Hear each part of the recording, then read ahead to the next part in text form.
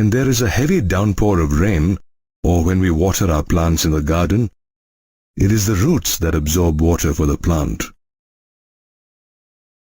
More specifically, the millions of root hairs present on the root tips absorb both water and minerals from the soil. These root hairs not only increase the surface area for absorption,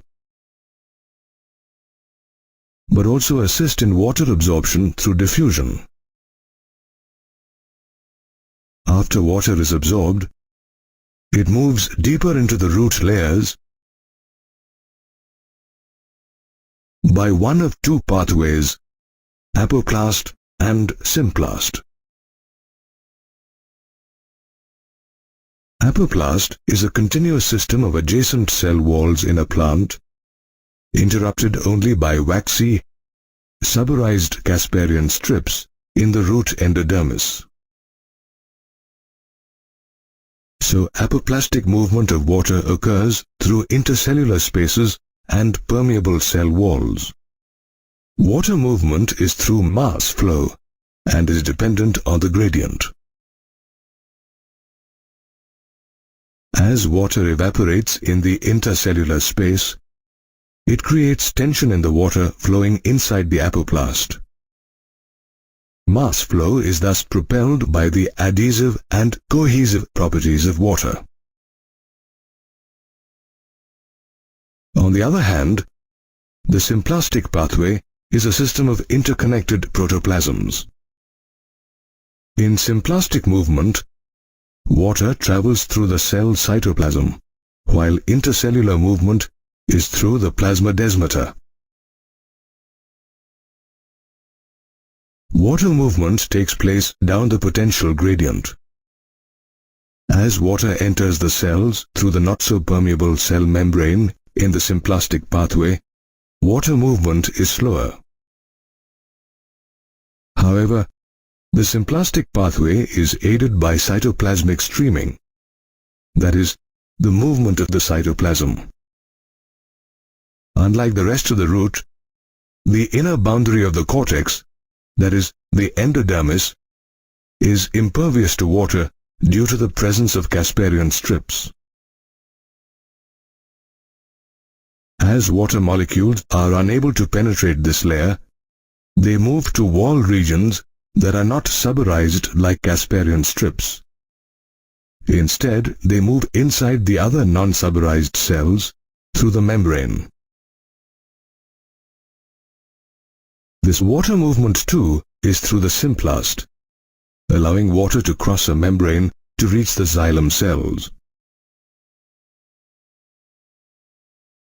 Therefore, water movement through root layers is symplastic in the endodermis, and it is the only pathway that allows water and solutes to reach the vascular cylinder. Water moves freely again once it is inside the xylem and enters the xylem vessels and tracheids. These xylem elements are non-living and therefore become a part of the apoplast movement, which occurs in the non-living parts of the root.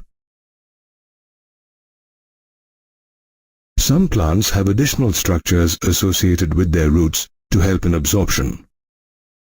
Mycorrhiza, a symbiotic association between a fungus and a root system, is one such example. Fungal hyphae absorb larger volumes of minerals and water from the soil because they have a large surface area. In turn, roots provide sugar and nitrogen-containing compounds to mycorrhizae. Some plants like pinus seeds cannot even germinate without mycorrhizae. Hence, they are said to be in obligate association with the mycorrhizae. However, irrespective of how water is absorbed, water moves deeper into the root layers through two pathways, that is, apoplast and symplast. When plant roots absorb water and minerals from the soil, they move it in an upward direction to reach different parts of the plant. Have you ever wondered how this upward movement of water and minerals takes place? This is made possible by a combination of root pressure and transpirational pull. Along with the water, various mineral ions from the soil are also pushed into the root vascular tissues by diffusion. As a result, the pressure inside the xylem increases. This positive pressure is known as root pressure. Root pressure can be observed in a plant by a cut stem experiment. In the early morning hours of a humid day, if a soft stem is cut horizontally near its base with a blade, drops of solution ooze from the cut stem. This oozing is caused by positive root pressure.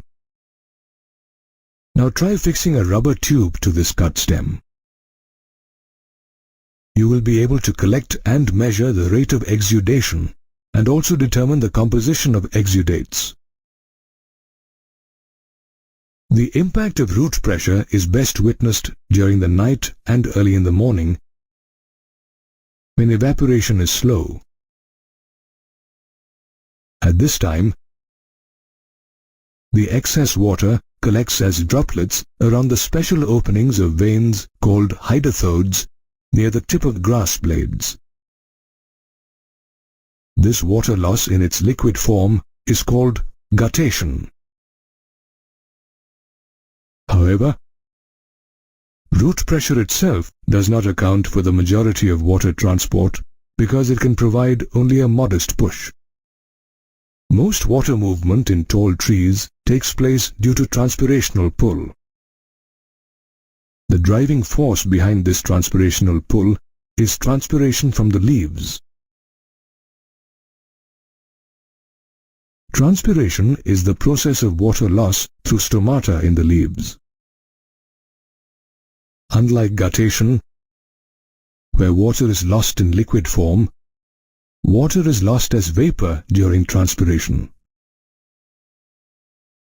Transpiration can be witnessed by closing a healthy plant inside a polythene bag. You will notice that droplets of water have formed inside the bag. These water droplets are caused by the loss of water from leaf stomata by transpiration.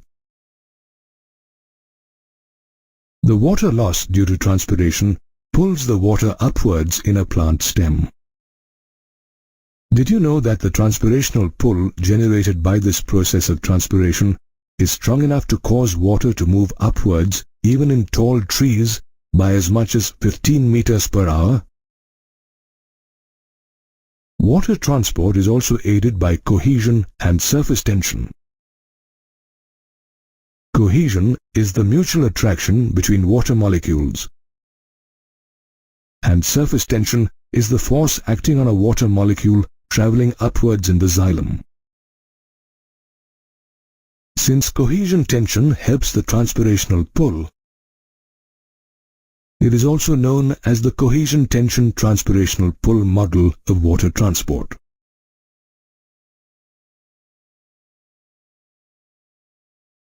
Therefore, we can conclude that together, transpirational pull and root pressure are responsible for the upward movement of water in plants.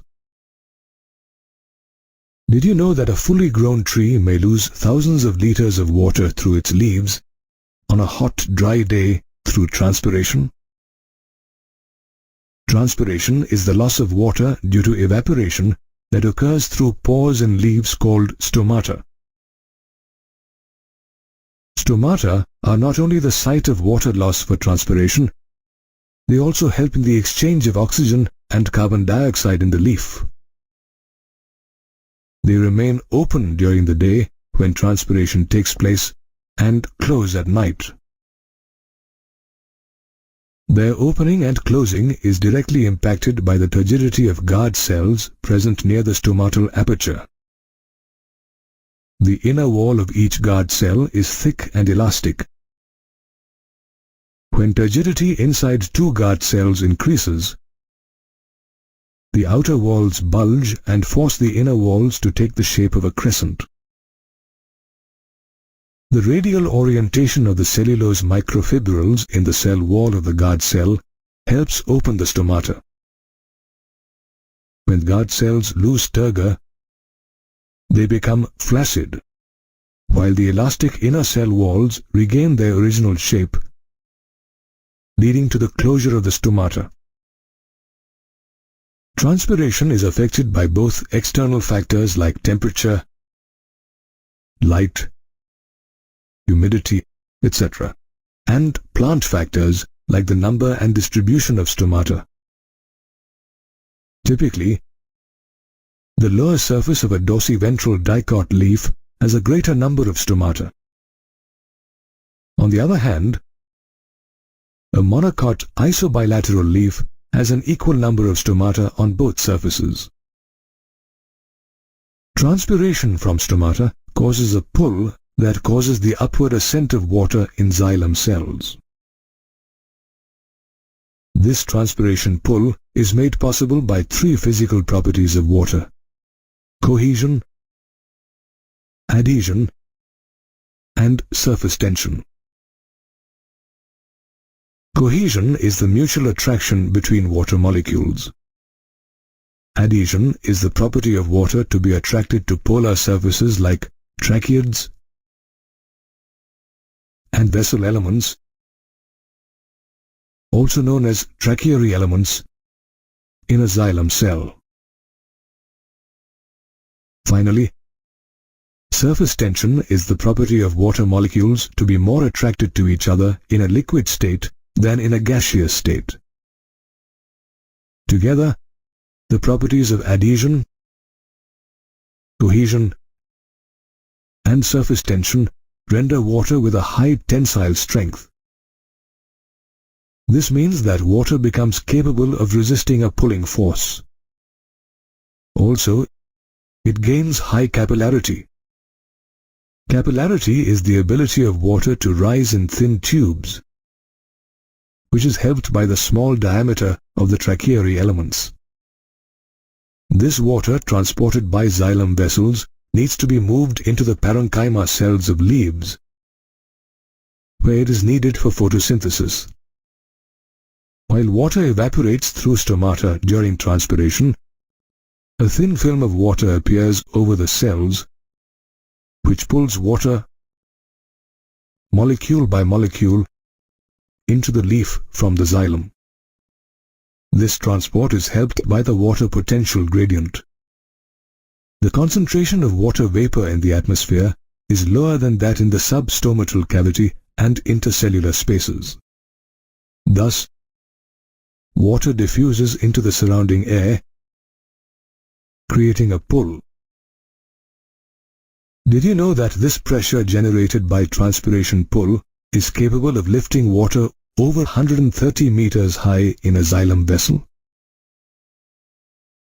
Transpiration not only creates this pull for the absorption and transport of water for photosynthesis, it also transports minerals from the soil to all parts of the plant. In addition, it cools leaf surfaces by evaporative cooling and maintains the shape and structure of plants by keeping cells turgid. Photosynthesizing plants require a lot of water. Since water swiftly depletes due to transpiration, the lack of available water may limit photosynthesis. Rainforests are humid largely because of this vast recycling of water from root to leaf to atmosphere and then back to soil. The plant C4 photosynthetic system solves this by increasing the availability of carbon dioxide and decreasing water loss. This system is more efficient than the C3 system, since it not only fixes carbon twice as a C3 system, but also loses half the amount of water lost by the C3 system while fixing the same amount of carbon dioxide. Therefore, transpiration plays an important role in both water transport and photosynthesis in plants. Along with water, plants absorb essential nutrients and minerals from the soil. These minerals are present in the soil as charged particles called ions. Absorption of minerals by plant roots occurs through both passive and active transport. In passive transport, the ions do not require energy and just pass through the cell membrane by osmosis or diffusion.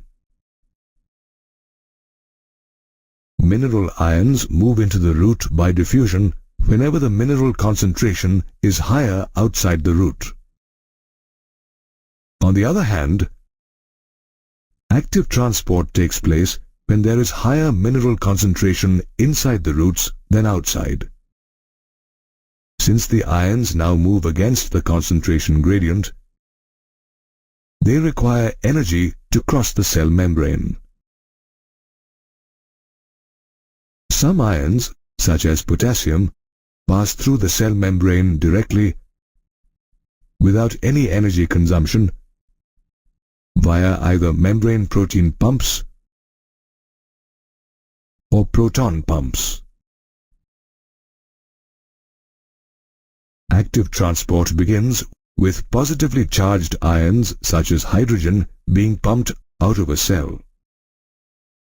Due to the displacement of these hydrogen ions, negatively charged ions move inside the cell.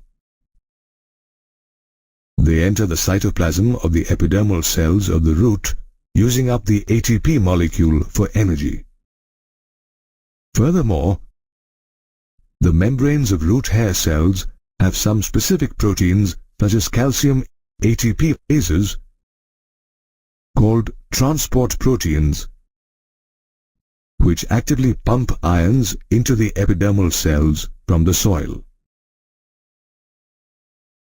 The endodermal cells of the root also have many transport proteins embedded in their plasma membrane. These transport proteins serve as control points, where they adjust the quantity and selectively allow certain types of solutes to cross the membrane to reach the xylem.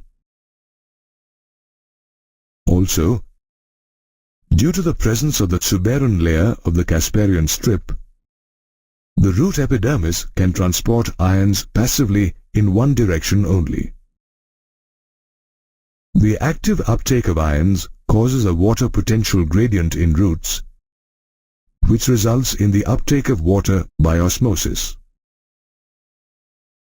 After ions reach the xylem either passively or by active absorption, they are transported up the stem to the various sinks inside the plant body by transpirational pull. The sinks inside plants are usually found in its growing regions like apical and lateral meristems, young leaves, developing fruit, flowers and seeds, as well as storage organs. These mineral ions are unloaded at the fine vein endings of leaves through diffusion and are taken up by active transport by associated cells such as mesophyll cells. Plants can also remobilize minerals from older dying parts to young developing parts where they are required.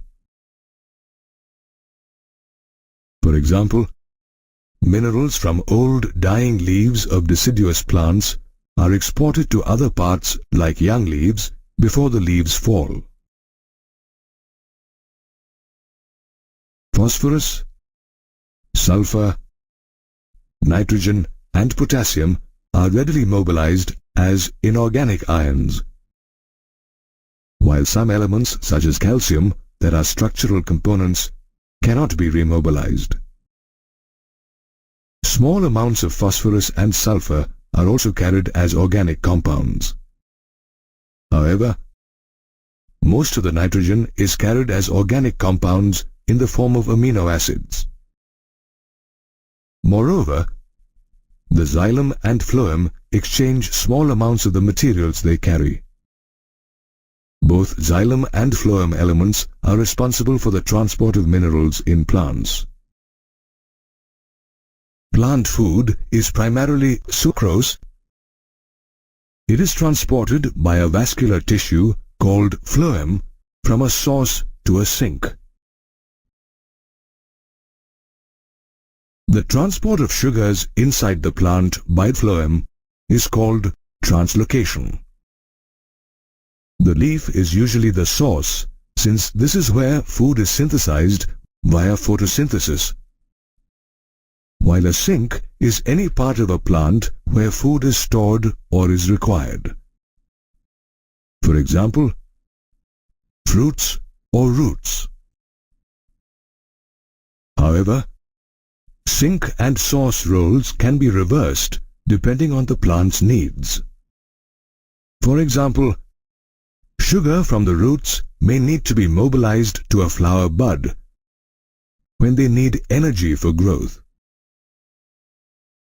Therefore, food transport by phloem is bidirectional, both upward and downward.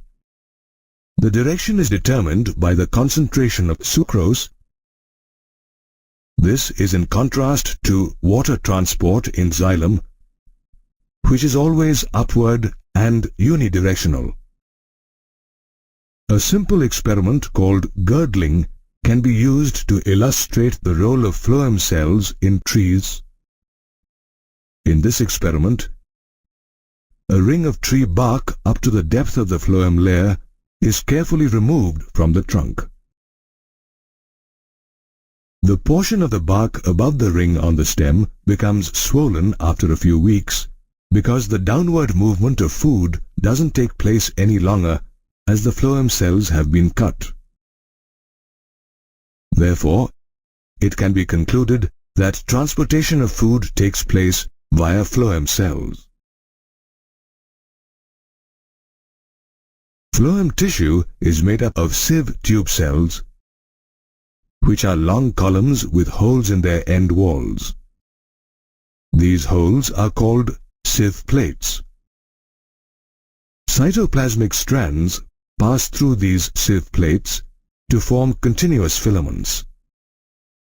However, most of the cellular functions of sieve tube cells inside the phloem are carried out by companion cells. The fluid that passes through these phloem cells is called phloem sap. It is mainly water and sucrose. In addition, they also transport other sugars, hormones and amino acids from time to time. Phloem sap translocation from source to sink takes place by a mechanism called the pressure flow hypothesis. When plant leaves prepare glucose via photosynthesis, the glucose is then converted into sucrose.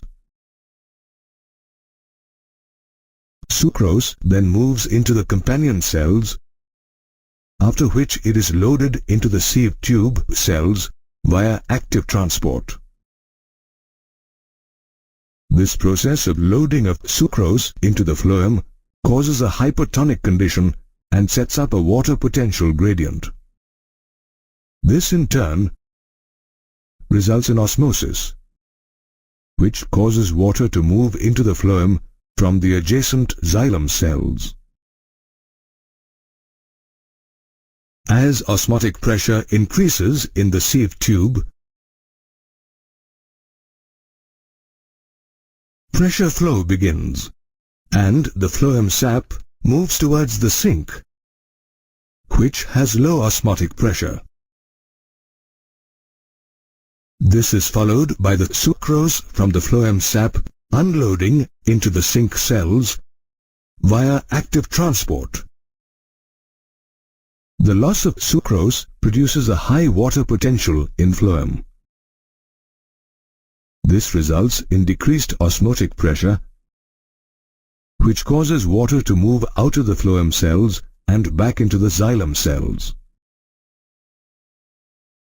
The zinc cells then utilize the sucrose for metabolism or storage purposes by converting it into energy, starch or cellulose.